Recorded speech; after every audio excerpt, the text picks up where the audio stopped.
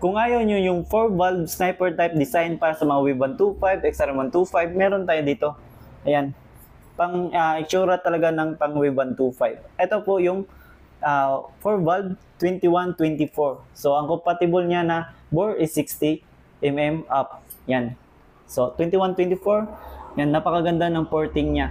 So, ito mga boss, once na bibili kayo, may makasama na siya ng Eternals. So, meron siyang tapit, adjustable cam gear, racing cam siya,